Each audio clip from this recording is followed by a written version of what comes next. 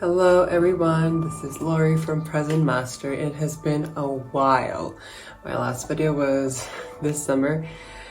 A lot has happened and I haven't had the chance to film, but I felt inspired and it's the end of the year, so I would like to film something that I think is very meaningful.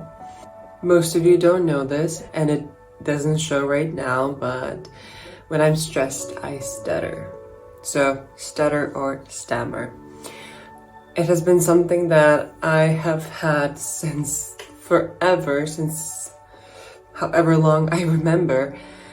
And I always rejected that part. And whenever it came out, I was ashamed, terrified of rejection, of people, and them thinking that there's something wrong with me. So it was a hate relationship with that part of myself. And since I'm in this personal development journey and spiritual journey, I discovered a very nice thought, or even like a sentence. So whatever you're ashamed to acknowledge, give it love. So hug your problems instead of avoiding them. And also what you resist, persist, what you let go, then you grow. So today I still haven't fully accepted that part of me. I still at times feel it, mostly is when I'm in a stress situation of doing a public speech, public presentation or something similar. I've been working on it a lot though, and it's a lot better than it used to be. So in this video, I would like to share something that I've never done before, like a process of me giving love to that part that I refuse to acknowledge. I'm gonna give love to the part that I'm ashamed the most, and maybe that love is gonna heal some wounds from my childhood. So here we go. Also, at times, if you hear some voices, that's my brother in the other room playing some games. I'm gonna be talking about what my stuttering or stammering has taught me and what I love about it. So I'm gonna try to give it love. I'm gonna try to come up with 5 things. I think that's a nice number. The first thing that my stuttering has taught me is resilience. It's very difficult to stand in front of people when you cannot speak. And there's so much shame happening. And I feel like I've gone through so much pain because of either ridicule or a pain that I've inflicted on myself with like, I'm not good enough and all of these not so nice comments and thoughts. The second thing that stuttering has taught me is how to be a great listener, because when you sometimes cannot speak, you listen, right? And I know it's super difficult to like, you're speaking so nicely now. What's up with that? Like, I'm by myself in this room and camera doesn't really pose any stress to me, so that's why. If you go to my earlier videos, you can catch glimpses of it, because I still wasn't super comfortable with cameras. So the second thing is listening. As I said, sometimes when I cannot speak, because I literally feel like a barrier, like my words cannot come out properly.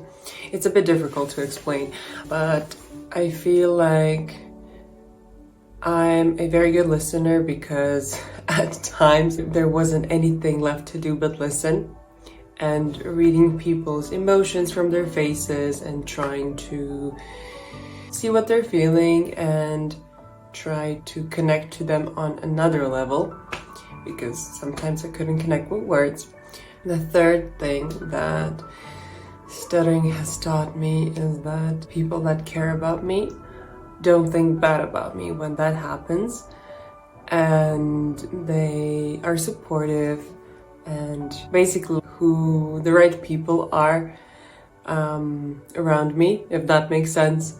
Finding great people and great and quality people who support me no matter what. The fourth thing, I think we're at 4. The fourth thing that my stuttering has taught me is, this one is a bit difficult to explain, but I'm gonna give my best. I feel like I have so much love to give, and sometimes I cannot express it in words. So stuttering has taught me how to express my love with a smile, with a gesture, and because there's other type of warmth than just in words. I think that's made me generally a very warm person, even if I don't say anything. I think that's a nice one. What else? Number 6. Number 6, oh, and I'm crying about this one. It's stepping up, not giving up on myself. Oh, that's a wonderful one. So this year, actually, I took so many steps that are huge, like my past self. My stuttering was so bad when I was a kid that I couldn't really form any sentences, only with myself. And this year, I enrolled into improv. I went to volunteer in an elderly home for companionship and board games. I hosted a kids workshop, which was terrifying. And I enrolled into a university that has the word communication in it, and communication is supposed to be my weakest point. Just like the bravery to step up and not give up on myself. Even though this challenge was super uncomfortable throughout my life, I often ask myself, why me?